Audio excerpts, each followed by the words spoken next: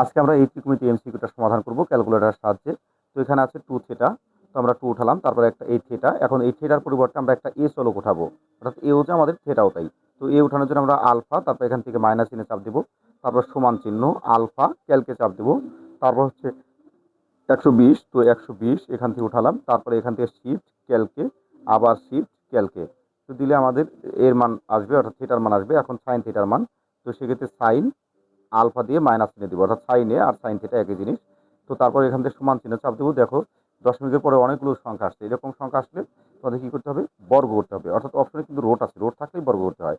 তো আমরা বর্গ করলাম, বর্গ করার পরেও যদি দশমিক আসে তারপর তোমাদের কি করতে হবে, এ বি বাই সিতে চাপ দিতে হবে। তো দেখো এখানে কত আসছে, 3/4, 3/4 আসছে, অর্থাৎ 3 উপরে নিচে 4। তো এরকম আসলে আমাদের কি করতে হবে, রোট করতে হবে। তো রোট করলে এরকম হবে, আর 3 কে রোট করলে √3, আর 4 কে রোট করলে আমাদের হবে 2।